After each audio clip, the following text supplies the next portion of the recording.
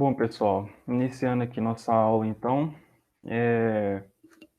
hoje o nosso tema vai ser a América, regionalização e meios naturais. Tema aí bem importante, né? Que a gente vai estar trabalhando hoje. Bom, a primeira pergunta que eu trago aqui para vocês é sobre o nome América. Alguém sabe? Alguém já ouviu falar de onde que surgiu esse nome? De onde que surgiu esse termo aí, América? Alguém tem alguma noção de onde que veio? Pedro, Igor, alguns de vocês sabem? Eu não sei não. Hum, não quer arriscar, não quer dar um palpite? Tem alguma noção?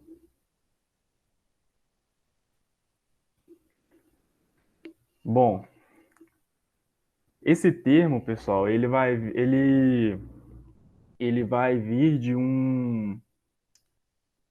um geógrafo alemão chamado, eu até anotei o nome dele aqui, Martin Waldseemüller, que ao ler as cartas de um navegador italiano chamado Américo Vespúcio, que fez viagens ao chamado Novo Mundo, que é como é conhecido o nosso continente aqui, o continente americano, ele resolveu homenagear o Américo Vespúcio, trocando só o Américo por América para igualar aos outros continentes, colocar o nome no feminino também. Portanto, o nome América vem desse navegador italiano que realizou viagens aqui para o Novo Mundo, como é conhecido o nosso continente. Trouxe aqui para vocês a imagem, né, do nosso continente americano. Mais tarde a gente vai ver como que é feito essa regionalização, que é o tema da nossa aula de hoje.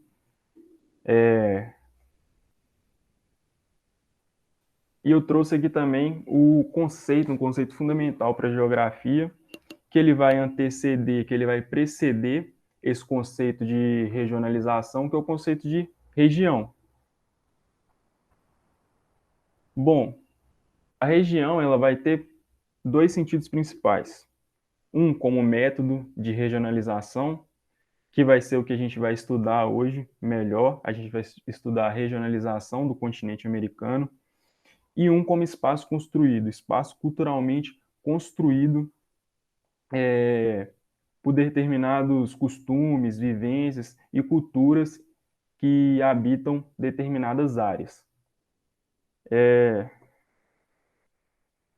Bom, aí a gente chega no termo principal, no conceito principal da nossa aula de hoje, que é a regionalização. A regionalização, como que ela é feita? Ela é adotada a partir de critérios. A gente pode pensar a região como um recorte espacial de determinada área.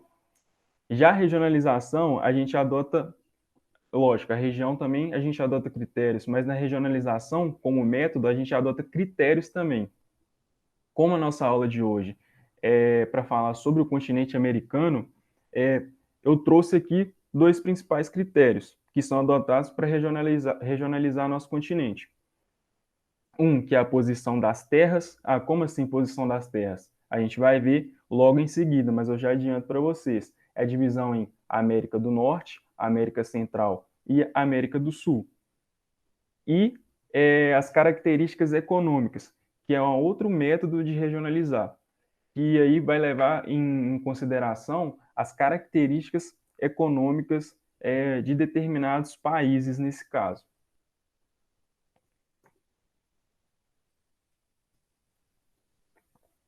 Bom, aqui a gente tem a regionalização segundo a posição das terras no continente. Portanto, a gente tem primeiro não existe uma ordem. A gente tem a América do Norte, que ela é compreendida pelo Canadá, Estados Unidos e México. A gente tem também aqui o território da Groenlândia, mas que é um território dinamarquês, mas ele também está compreendido na América do Norte. Mas lembre-se, a Dinamarca é um país que está localizado não na América, e sim na Europa. A gente tem a América Central, né, que é compreendida como se fosse uma ponte aqui mesmo, que liga a América do Sul, que é onde nós moramos, e faz ligação também à América do Norte. São esses países compreendidos aqui, ó, como Guatemala, Honduras, Nicarágua, Panamá, Costa Rica, e os países insulares também. Ah, como assim, Pedro? Países insulares são essas ilhas, são essas pequenas ilhas é, compreendidas aqui, também conhecidas como Antilhas, que tem constituída por Cuba, Haiti, Jamaica. Então, esses que são República Dominicana, esses países, conhecidos também como as Antilhas, são esses países insulares que compreendem parte da América Central, junto com os outros aqui, que eu disse anteriormente.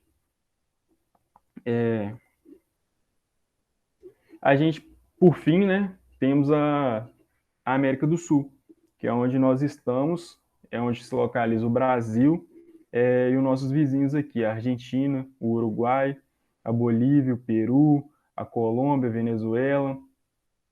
E o interessante também é de pensar que na América do Sul a gente tem dois países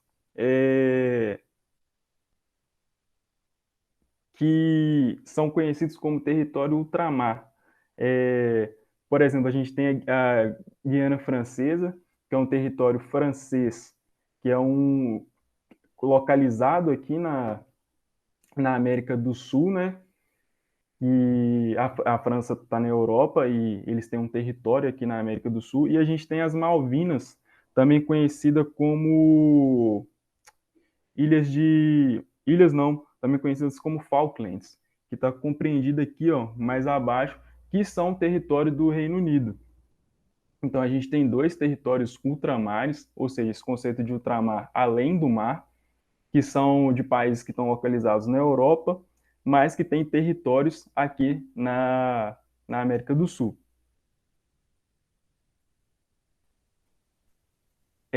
Agora a gente tem a outra forma de regionalizar, como eu tinha dito para vocês. Regionalização segundo os níveis de desenvolvimento e características econômicas.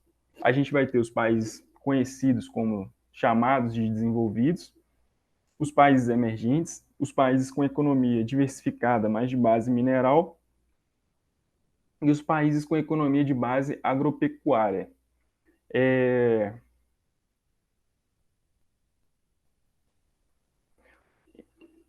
Nesse primeiro momento aqui, os países desenvolvidos. Alguém tem alguma ideia do que seja um país desenvolvido? Por que ele é desenvolvido? Por que ele tem esse nome? No slide já tem algumas dicas, mas alguém quer arriscar?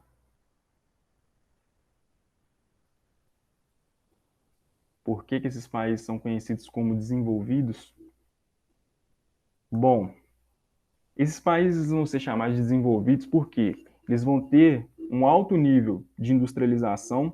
São países que vão se industrializar, por exemplo, lá no século XIX, XX, diferente de outros países que a gente vai ver logo em seguida.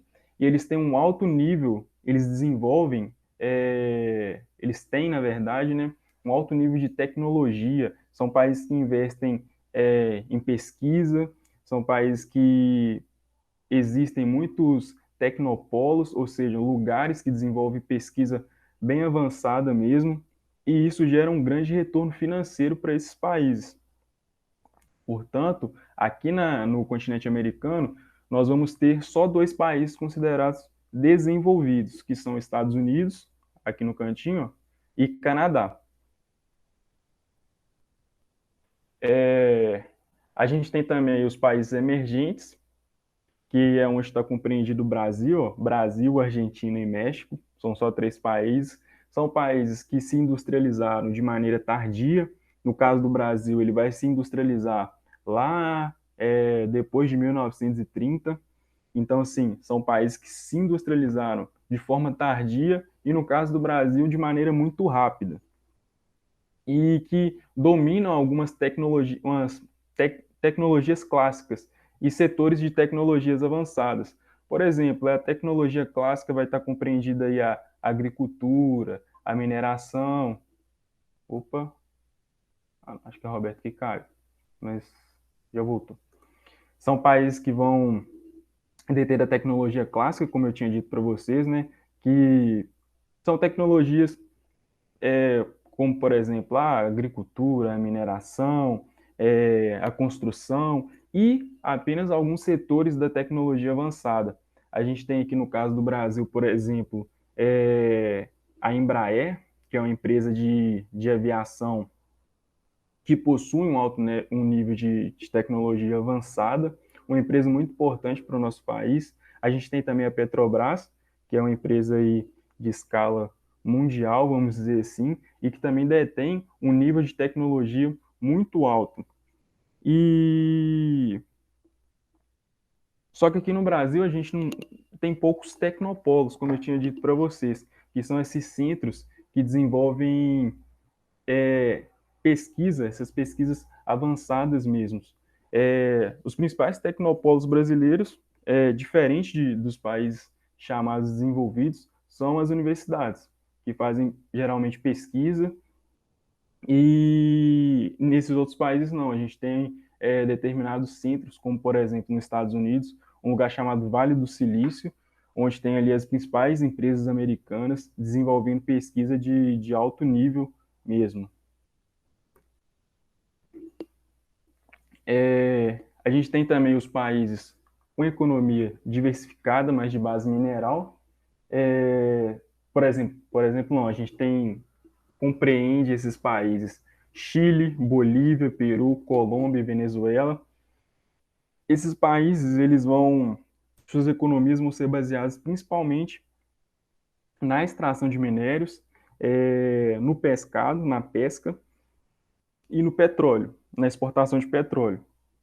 No caso da mineração, a gente tem aqui o Chile, a Bolívia, o Peru. No caso da Venezuela, se eu não me engano, a Venezuela é a primeira ou a segunda que tem a maior reserva de petróleo do mundo. Lembrando que o petróleo é um combustível aí muito importante, né, para as economias hoje em dia, apesar de todo o desenvolvimento que está tendo aí agora, por exemplo, na substituição desse combustível fóssil por energias mais limpas, vamos dizer assim, mas o petróleo hoje é ainda o carro-chefe desse modelo de sistema que a gente vive. Ele é um elemento fundamental para nós nos dias de hoje.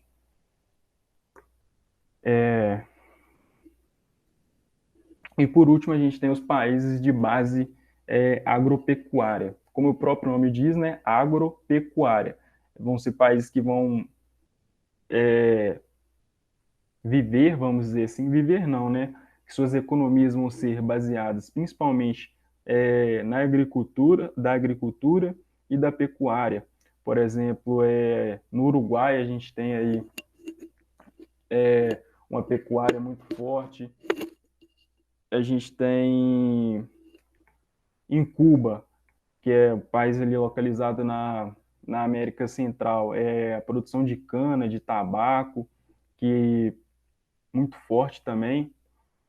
E nos países da América Central também, produção de algodão, de soja mais para esses países aqui da América do Sul, Paraguai, Uruguai, mas assim, são países que vão viver basicamente, que vão ter na sua balança comercial, vamos dizer assim, para exportação, produtos agropecuários.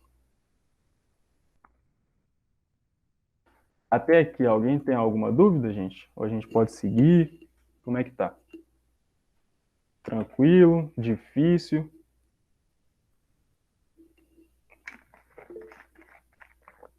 Beleza, Pedro. Bom, agora a gente sai da regionalização, lembrando, né? A regionalização a gente adotou dois critérios, um que é a posição das terras e outro são as características econômicas, e a gente vai ver um pouco agora dos meios naturais do continente americano. como eu coloquei aqui nos slides, vários fatores geográficos definem os meios naturais e os climas. A gente tem, por exemplo, as zonas climáticas, a zona glacial ou polar. Eu coloquei até um urso aqui para a gente fazer uma associação, que é uma zona mais fria, com temperaturas mais amenas não, temperaturas mais baixas mesmo. A gente tem a zona tropical, eu coloquei aqui um fogo para representar, que é uma zona quente, e a gente tem a zona temperada, que fica ali entre o frio e o quente. A gente vai ver isso melhor no próximo slide. Que eu tinha comentado com vocês. Olha, a gente tem aqui a zona intertropical. Ah, por que intertropical? Porque está entre dois trópicos. Os trópicos são linhas imaginárias. Lembrando disso, gente. É o trópico de Câncer, o trópico de Capricórnio, e aqui no meio a gente tem a linha do Equador. Portanto, essa aqui vai ser conhecida como uma zona intertropical. A gente tem a zona temperada, que é a que eu coloquei o urso e o fogo juntos, que vai ser uma zona que vai estar entre uma zona quente e uma zona fria, portanto, ela vai ser, vamos dizer assim, uma zona mais moderada. E a gente tem a zona polar, como o próprio nome diz, vão estar localizados aqui nos dois polos, que são zonas frias.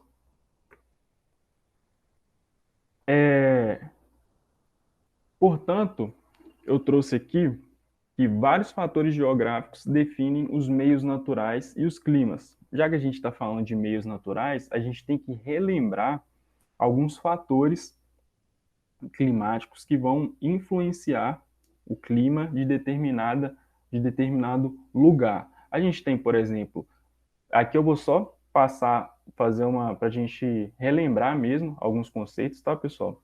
Que é latitude, altitude, continentalidade, maritimidade, correntes marítimas, massas de ar, mas não precisa se preocupar, não, que eu vou só retomar esses conceitos de maneira breve aqui, para a gente se localizar novamente. A gente tem a latitude. O que é a latitude? É a distância de um determinado ponto à linha do Equador, é uma medida angular de determinado ponto à linha do Equador, lembrando que a linha do Equador ela passa aqui no Brasil, onde nós estamos, e que é uma linha imaginária, e é, consequentemente, a zona, o local mais quente da Terra.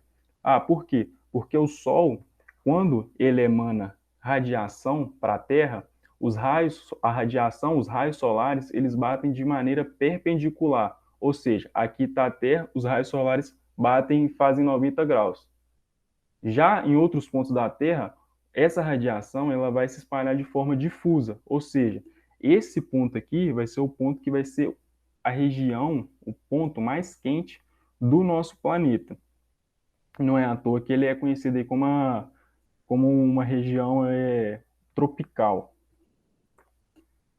A gente tem também a altitude. O que é a altitude? É a distância de um determinado ponto em relação ao nível do mar. A gente nunca pode esquecer que essa medida a gente sempre vai relacionar ao nível do mar.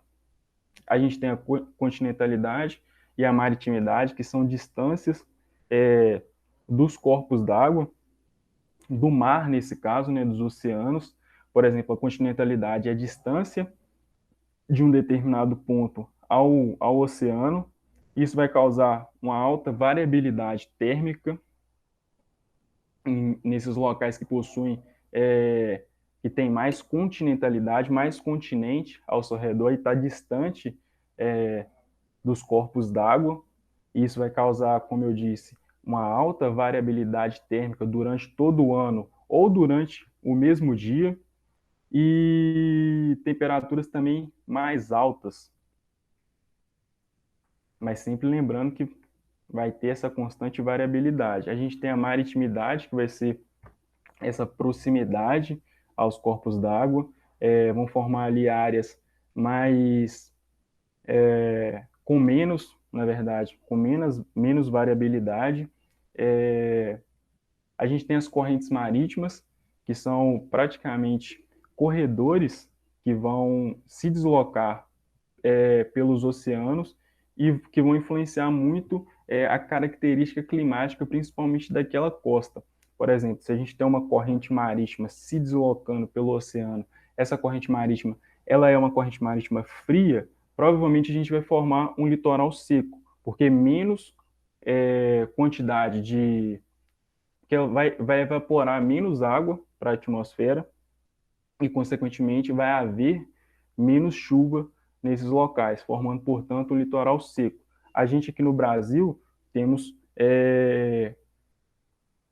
correntes marítimas mais quentes, formando um litoral mais chuvoso, mais úmido. E a gente tem as massas de ar, que são deslocamentos, grandes deslocamentos de porções de ares. A gente aqui no Brasil tem, se eu não me engano, 5, que eu não vou entrar em detalhes agora, mas que são também influenciam no clima. Até aqui tudo bem, pessoal? Pode seguir? Tranquilo? Alguma dúvida? Por mim, pode. Show, então. E aqui a gente chega nos tipos de clima.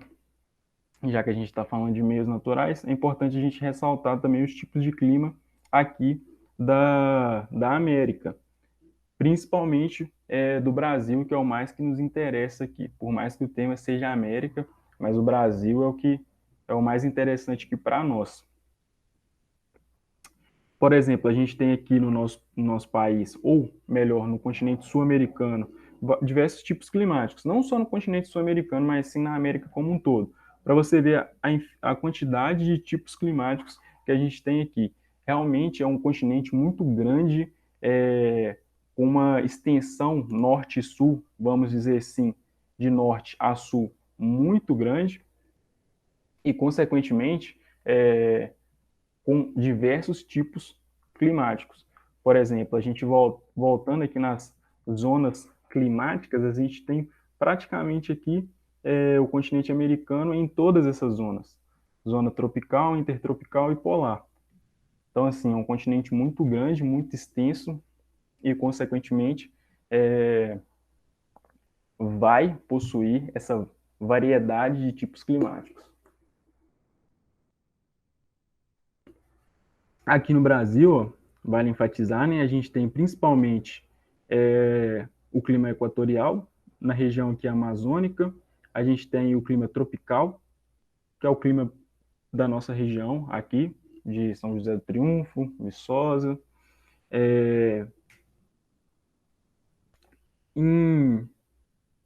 A gente tem um clima semiárido também, no sertão nordestino, e são não só esses, mas são basicamente esses os climas que estão destacados aqui, beleza? Ah, só enfatizar aqui também os outros tipos climáticos. A gente tem o clima polar, que são essas áreas mais roxas aqui, ó, mais próximas aos polos. A gente tem também que eu acho importante destacar, o tipo climático, vamos dizer assim, desértico. Lembrando que a gente tem praticamente 2 desertos aqui na América do Sul, que é o deserto de Atacama, no Chile, e o deserto da Patagônia, que faz parte do território argentino. Eu acho que é isso.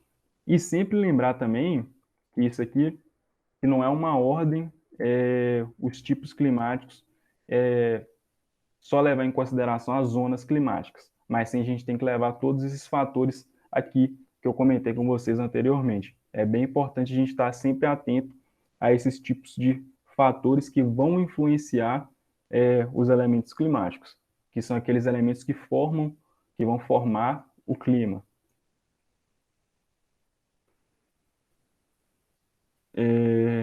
Eu acho que isso aqui eu vou explicar depois. Bom, e aqui a gente chega num ponto fundamental, que são chamados rios voadores. Alguém já ouviu falar sobre os rios voadores? Alguém tem alguma noção do que seja? Ou não, nunca ouviu falar? Nunca ouviu falar nisso? E aí? Vocês sabem? Conhecem? Já ouviram falar? Não sei não.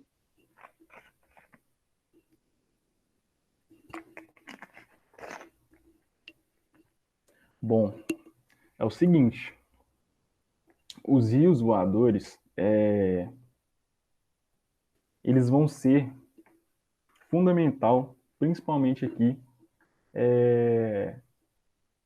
no regime de chuvas da nossa região sudeste. Por quê?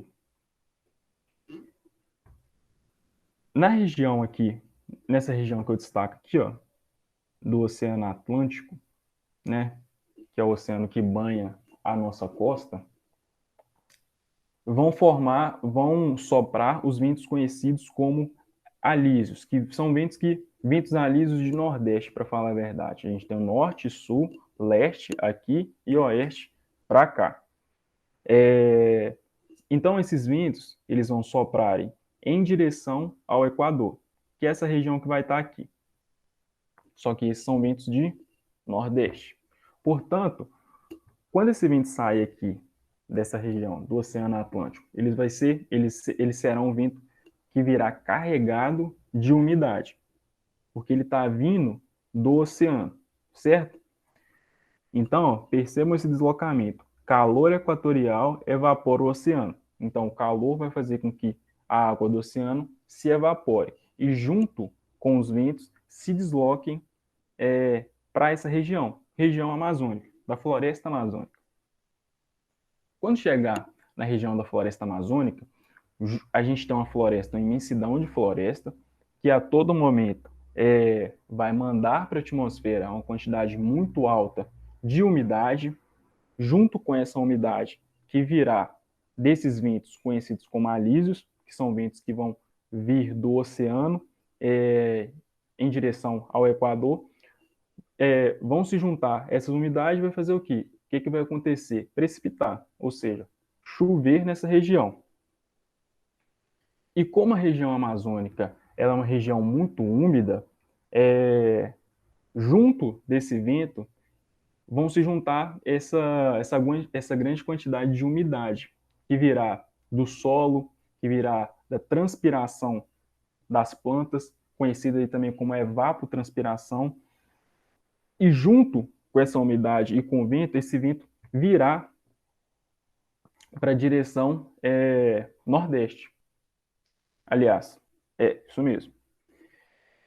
Portanto, quando ele se deslocar, nordeste não, noroeste, para falar a verdade. Portanto, quando ele estiver se deslocando para cá, ele vai encontrar um obstáculo, que é na verdade, né, a região dos Andes, que é esse conjunto de montanhas, conhecida aí como cordilheira, né? Cordilheira dos Andes. Portanto, quando esse vento úmido chegar até a cordilheira, ele vai encontrar um obstáculo. Essa cordilheira é uma cordilheira muito alta, 3, 4 mil metros de altitude, aproximadamente.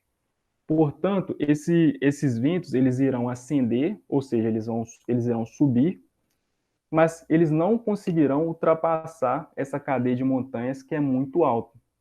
Portanto, parte dessa umidade vai precipitar na cabeceira dos rios, por exemplo, o Rio Amazonas, e a outra parte ela vai bater e vai ser direcionada para as outras regiões do Brasil. A região sudeste, que é a região onde a gente mora, a região centro-oeste e a região sul.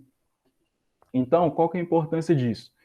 Esses ventos, eles serão praticamente corredores de umidade que vão trazer basicamente chuva para nós. Não sei se você sabe, a gente vive hoje uma crise hídrica, né, no Brasil, com risco até de faltar energia para nós aí.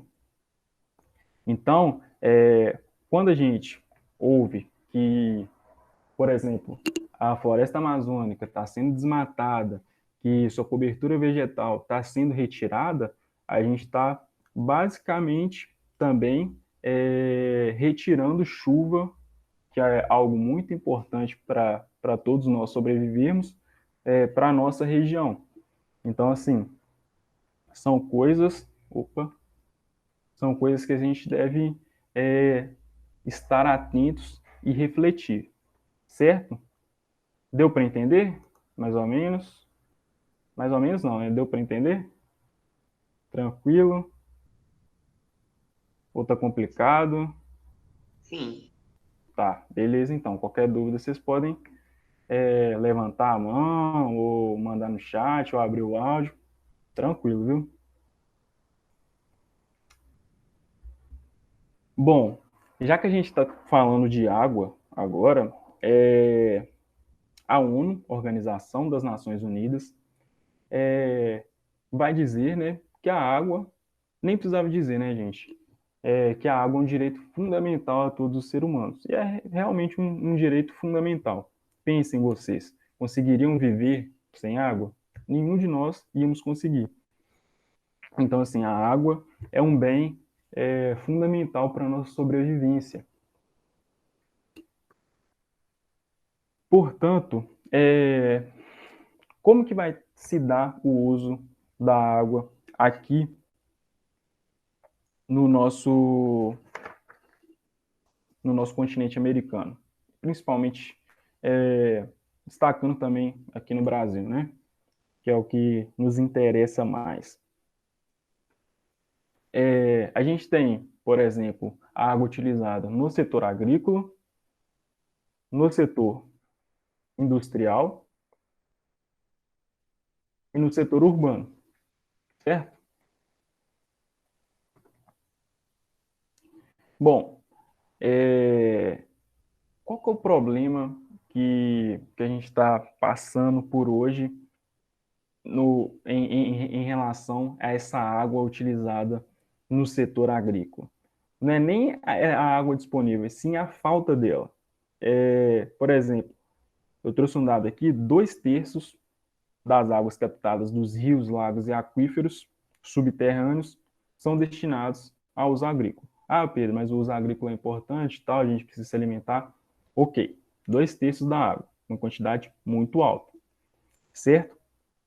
E a gente tem um problema ainda desse setor, que são a contaminação dessas águas. Além do alto uso, do alto volume utilizado por esse setor, a gente tem a contaminação dessa água por o uso abusivo de fertilizantes e de pesticidas. Por exemplo, eu trouxe aqui esse instrumento aqui, chamado aí de pivô central, que é um instrumento utilizado na agricultura, né, para irrigar as plantações. Olha só o tamanho dessa estrutura e imagine a quantidade de água que isso não gasta. Então, assim, são coisas que a gente deve ficar atentos e refletir sobre. Então, assim, só enfatizando esse dado, né, 2/3 de toda a água captada de rios, lagos e aquíferos subterrâneos são utilizados na agricultura, no setor agrícola, na verdade. Ah, setor agrícola, gente, só para ficar bem claro, não é a agricultura familiar e tal, não. São, assim, são latifúndios, são plantações de soja, de milho, são assim, plantações grandes mesmo.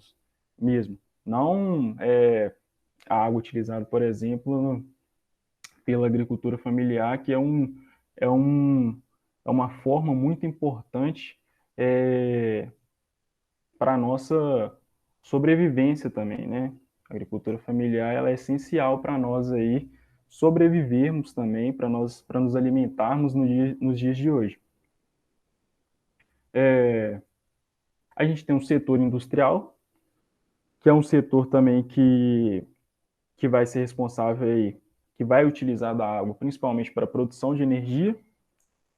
Só que a gente vai ter um problema também nesse setor industrial, que é a poluição que algumas áreas desses setores vão despejar rejeitos em rios e lagos, por exemplo. Gente, desculpa pelo barulho, tá? Então, assim, é outro setor que é um setor fundamental também, isso aí é inegável, mas que vai ser um setor que vai utilizar também, vai consumir bastante água e que vai ser responsável também, em partes, pela poluição dessa água, principalmente através de rejeitos que são produzidos nessa indústria e são depois dispensados em rios e etc., poluindo, contaminando esse rio e acabando com todo o ecossistema e com toda a vida que existia ali. E a gente tem também o setor urbano, né?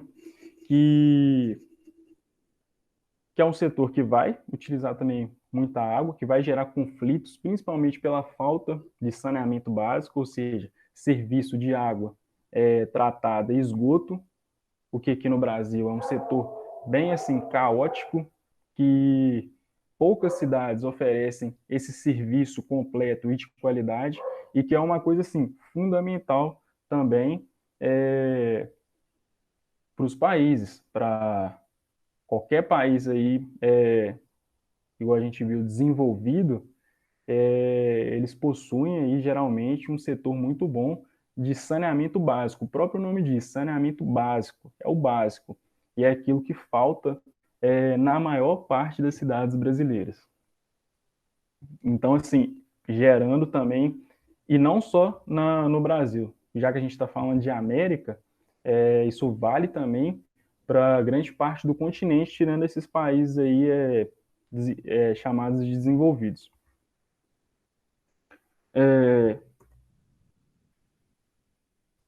Então a gente tem esses conflitos e contradição, né?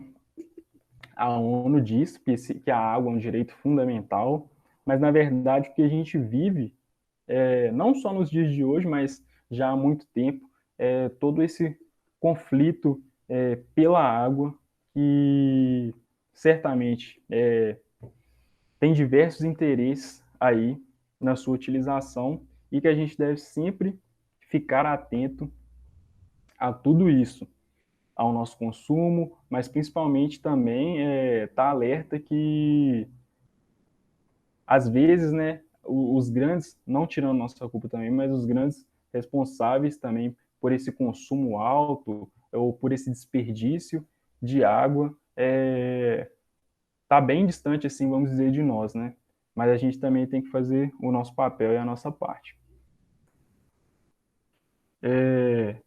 Por exemplo, já que a gente tá ouvindo muito falar sobre a água nos dias de hoje, e eu falei, né, da hidrelétrica, que ela precisa de água para a produção de energia, e como está faltando água, a gente vive essa tensão aí, né, se vai ter um apagão, se não vai, se vai faltar energia para nós, porque choveu pouco e tal. Eu trouxe aqui como que funciona o funcionamento de uma hidrelétrica, que é a principal forma de produção de energia hoje aqui no Brasil.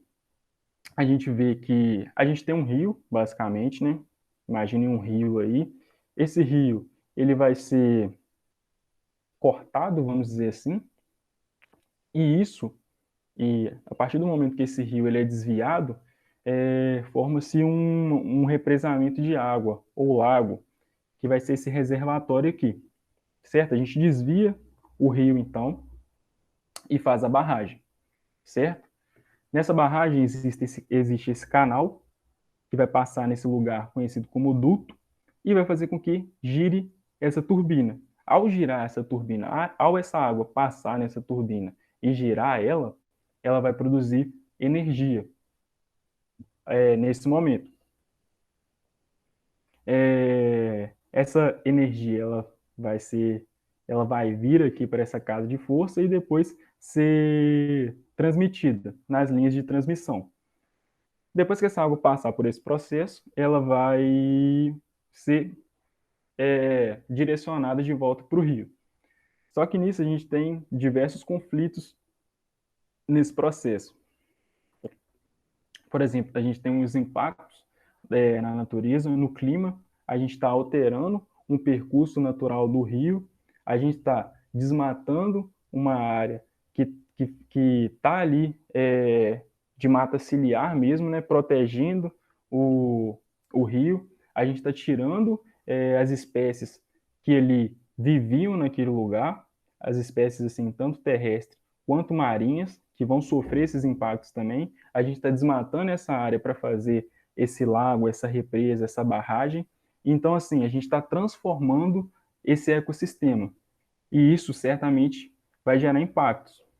na natureza. E a gente tem os impactos sociais também.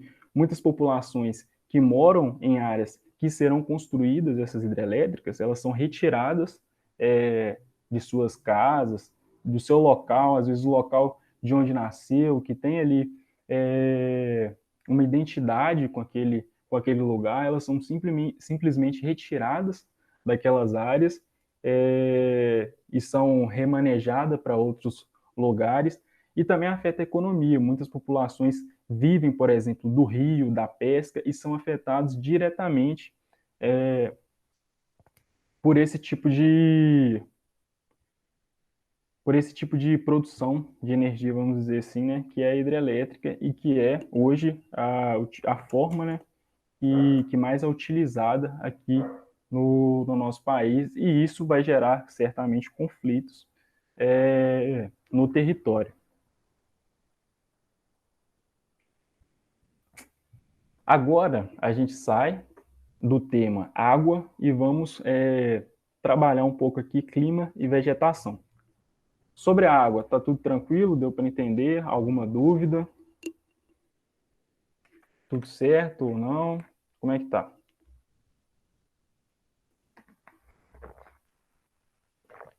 Vou seguir então, hein? Beleza. Clima e vegetação. A gente tem que pensar que o clima e vegetação eles vão sempre andar, né, de lado a lado. Por exemplo, a gente tem aqui os tipos climáticos que eu trouxe para vocês anteriormente e as formações vegetais. Aqui no Brasil e na América do Sul, eu destaco aqui principalmente a vegetação, a floresta tropical equatorial, que é essa aqui, nessa região onde eu estou passando aqui meu mouse. A gente tem também a savana, o cerrado e a caatinga, que é essa região em verde mais claro, que aqui está sendo destacado como os principais tipos climáticos do nosso país. Mas a gente, assim, tem tipos de clima diversos e de formações vegetais também, por essa grande extensão norte e sul que possui o continente americano.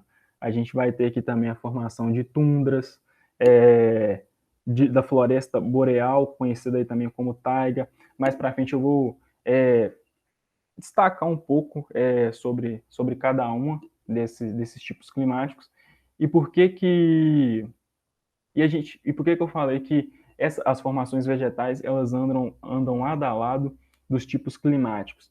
Por exemplo, a gente tem aqui a formação da floresta tropical ou equatorial, que vai estar localizada aqui nessa região equatorial, uma região mais quente, com alto volume de chuva e que destacam principalmente, que existem praticamente, né, na verdade, duas estações climáticas, que é um verão quente e chuvoso e um inverno frio e seco. É só um exemplo para a gente se atentar que esses dois eles estão sempre assim, um de lado a lado com o outro. Aqui eu trouxe uma espécie de mosaico, né, de vegetação, para a gente observar mesmo a diversidade que existe nesse continente. A diversidade de vegetação, a diversidade climática. E, por exemplo, a gente tem aqui a tundra no Canadá, que é um tipo de vegetação que vai possuir um clima com baixa temperatura, como a gente pode observar na imagem, está até nevando aí, e que vai ser composta principalmente por arbustos, gramíneas e líquens, esses líquens são uma espécie de seres vivos ficam geralmente no tronco das árvores. Não sei se vocês já viram isso em algum momento de suas vidas. Mas, enfim, a gente tem a mata de taiga, que é também conhecido como floresta boreal, que vai ser caracterizada por estar em alta latitude. Quando eu falo alta latitude, a gente tem que pensar que está mais próxima dos extremos do nosso planeta, dos polos, vamos dizer assim, e que é composta pela floresta, como vocês podem observar aqui, de coníferas, que são aquelas que parecem árvore de Natal. Acho que todo mundo aí já viu, né? Então, assim, essa floresta vai ser formada principalmente por esse tipo de formação vegetal, que conhecida aí também como pinheiro. A gente tem também a floresta temperada, que a gente tem, nesse clima, vamos dizer assim, temperado, as 4 estações do ano bem definidas, né? Primavera, verão, outono, inverno. A gente tem esse tipo de formação vegetal aqui que a gente vê bastante em filmes, principalmente os filmes aí americanos, e que é característico desse tipo de formação vegetal. A gente tem a vegetação mediterrânea também, que, ao contrário do clima equatorial, ela vai ter um inverno quente, um verão quente e seco, e um inverno frio e úmido, o que difere do clima equatorial, que é ao contrário disso. Acho que ficou meio confuso, mas é mais ou menos isso, gente. A gente tem também o deserto da Patagônia. Você vê, a gente sai de um tipo de formação vegetal totalmente diferente da outra. A gente tem o deserto, né, da Patagônia, que é localizado na Argentina, que tem um clima aí semiárido não, um clima árido, né, é um deserto. E aqui eu trouxe a vegetação que compõe o nosso território, Brasilzão, onde nós moramos. Mas assim, só 2 tipos, tá, gente? O Brasil ele é diverso, ele possui vários tipos de vegetação, mas num panorama geral, como a gente está estudando a América, continente americano, eu achei importante trazer esses 2 tipos de formação. A gente tem aqui, em primeiro lugar, aqui, uma vegetação típica de cerrado, né? Com árvores mais baixas, com troncos tortos e tal. Lembrando que o cerrado também ele possui são vários tipos de cerrado. A gente tem o cerrado senso estrito, o campo limpo, o campo sujo, cerradão, enfim.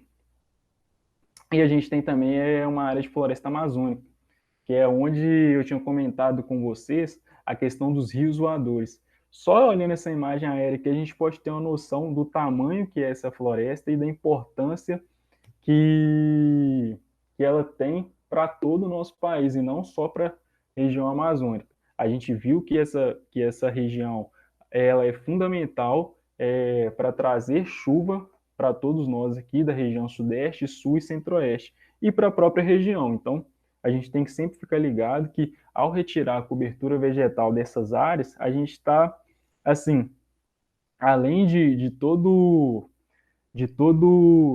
é, de todo o desmatamento que vai estar gerando nessa área, esse desmatamento vai estar trazendo consequências que podem ser irreparáveis para nós, que vai afetar nossas vidas de maneira direta. Por exemplo, a gente já está vendo que com a falta de chuva, nessa época do ano, as coisas estão ficando mais caras. Por exemplo, a conta de luz. Porque como o nível dos reservatórios das hidrelétricas eles estão baixos, a gente tem que usar um outro tipo de energia térmica. A gente tem que ligar, o país tem que acionar as termoelétricas. Agora já não produz mais água com não produz mais água, não produz mais energia com a água e sim com combustíveis fósseis, que vão gerar maior poluição, maior nível de CO2 na atmosférica, intensificando cada vez mais o aquecimento global. Alguém sabe me dizer que lugar que é esse que está aí no slide? Alguém reconhece? Ou imagina onde seja?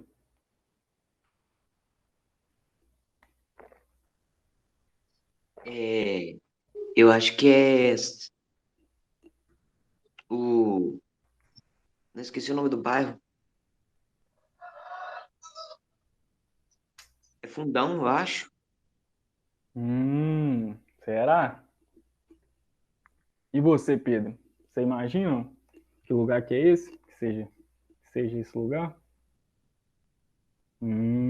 Fundão. Será? Vamos ver. Vocês acertaram, pessoal. E eu fiquei com medo de errar. Mas é isso mesmo, São José do Triunfo, é o fundão.